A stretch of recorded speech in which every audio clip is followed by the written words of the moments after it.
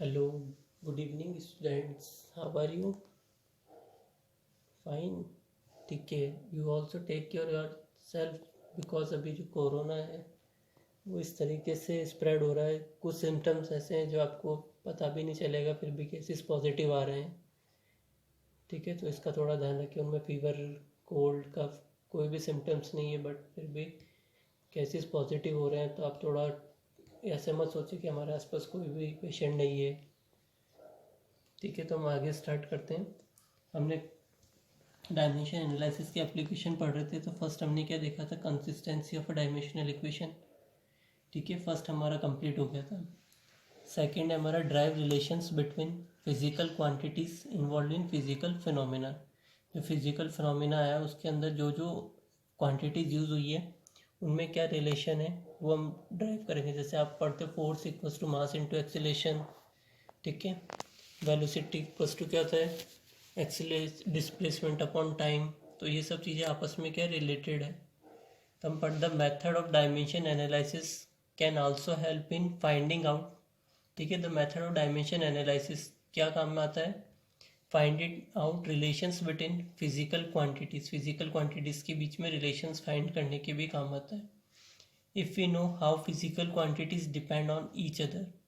अगर आप जानते हो, इफ़ वी नो, ठीक है, फिजिकल क्वांटिटी एक दूसरे पे कैसे डिपेंड करती है, we can find the relation between them easily by equating dimension on both sides. ठीक है, जैसे आपको पता है कि भाई किसी चीज़ को प्रूव करना और आपको पता है उसमें डायरेक्ट कौन सा फार्मूला अप्लाई करना है, तो आप इजीली कर लोगे ना.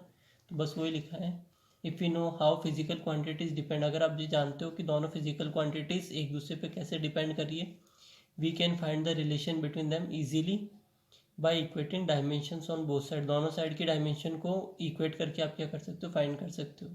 जैसे अपन ने लास्ट क्या देखा था, consistency of dimensional equation. Consistency का मतलब क्या होता है, बोथ साइड की डायमेंशंस को सेम करना. ठीक है, एग्जांपल लेते हैं. Suppose the Bob is hanging from a ceiling and time period of oscillations depend on length L of the thread. ठीक है, मास कितना है, एम है, of the Bob, and gravity कितनी लग रही है, स्मॉल जी. ठीक है, जब भी देखो ग्रेविटी की बात होगी वहाँ पे जो एक्सीलरेशन होगा वो क्या कंसल्ट करेंगे अपन, जी. In order to find a relation between time and other physical quantities. ठीक है, अब देखो बॉब कैसे हो गए मैं बताता हूँ, पहले आप यहाँ देखिए. Let's time depends on power x y and z. ठीक है, किसकी है, एक्स किसकी पावर, लेंथ की. ठीक है, मास एम की पावर कितनी है, वाई, एंड ग्रेविटी की पावर कितनी है, Z of the bob. Then the equation becomes कितनी हो जाएगी, T equals to K L की पावर एक्स, एम की पावर वाई, जी की पावर जेड. अब देखो बॉब सिंपली क्या है, एक तरह से आप झूला झूलते हो, स्विंग करते हो, वहाँ पे स्विंग करना क्या है आपका, एक तरह से ये सब चीज़ें ही हैं. ठीक है, लाइक देखो यहाँ पे मैं दिखाता हूँ, एक हैंगिंग यहाँ पे है. ठीक है, ये आपकी कोई बॉब है वो इससे अटैच हो रखी है. वो क्या करेगी, इस वाले पॉइंट और इस वाले पॉइंट, जैसे आपका स्विंग कराता ना झूला झूलते, इस पॉइंट फिर आपका मेन पॉइंट हो गया, और इस तरफ तो आगे पीछे इसकी आगे. इस ऑसिलेशन क्या होता है, एक मीन पॉइंट के आगे पीछे मूवमेंट करना, वो आपका क्या हो रहा था, ऑसिलेशन. एक वर्ड आया ना इसमें, ऑसिलेशंस. तो ऑसिलेशन क्या है, एक वर्ड. तो ऑसिलेशन क्या होगा आपका, सिंपली एक अपनी एक मीन पोजीशन के इस साइड और इस साइड मूवमेंट करना, ये आपका क्या होता है, ऑसिलेशंस होता है, दोलन जिसको हिंदी में बोलते हैं. ठीक है, ये थ्रेड हो गया, इसकी लेंथ कितनी हो गई, एल हो गई. ये बॉब है, इसका मास कितना हो गया, एम हो गया. इस पे ग्रेविटेशनल एक्सीलरेशन लग रहा था अभी, तो ये इसकी नीचे की तरफ खींचा हुआ है, वो कितना हो गया, जी हो गया. हमने ले लिया टाइम पीरियड टी, जिसको पूरा कंप्लीट करने में इसको कितना टाइम लग रहा है, तो टाइम पीरियड कितना हो गया आपके पास, कैपिटल टी हो गया. ठीक है, तो ऐसे हमने क्या देखा, टी इक्वल्स टू क्या आ रहा था, के.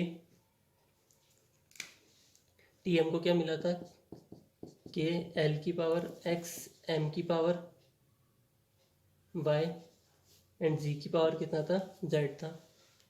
क्लियर है यहाँ तक. वेयर के इज द प्रोपोर्शनल कांस्टेंट. हम जब भी प्रोपोर्शनलिटी का साइन हटाते हैं वी फाइंड अ कांस्टेंट. ठीक है, यहाँ पे कांस्टेंट क्या है, k. Writing dimensions on both sides we get. हम डायमेंशंस लिखते हैं क्योंकि हमें डायमेंशंस इक्वेट करके तो उनकी वैल्यू फाइंड करेंगे.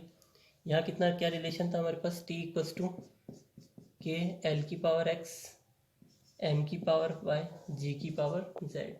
ठीक, क्या होता है टाइम पीरियड, टाइम पीरियड में मास नहीं आता m0, लेंथ नहीं आती है t0, इसकी पावर कितनी हो जाएगी, कांस्टेंट टर्म की कोई भी डायमेंशन नहीं होती, l की लिखते हैं, l में मास कितना होता है 0, l में लेंथ होगी, टाइम होगा 0, पावर कितनी है x। ठीक है, मास की बात करते तो मास में कितना होगा m1 होगा, l0 होगा, t0 होगा, इसकी पावर हो जाएगी z। जी की बात करते हैं, जी की यूनिट क्या आपकी होती है मीटर पर सेकंड स्क्वायर, तो मास कितना होगा 0 होगा, लेंथ के लिए कितना आ जाएगा 1 टाइम, तो आपने क्या ले लिया L1, S2 का कितना हो जाएगा t की पावर -2, इसकी पावर कितनी हो जाएगी z। यहाँ से अगर मैं देखो m0 L0 का कोई भी यूज़ नहीं है, तो यहाँ से रिमेनिंग कितना बचा t1। ठीक है, तो यहाँ तक देखिए पहले आप m0 L0 t0 equals to कितना आ गया k, l की पावर x m की पावर y।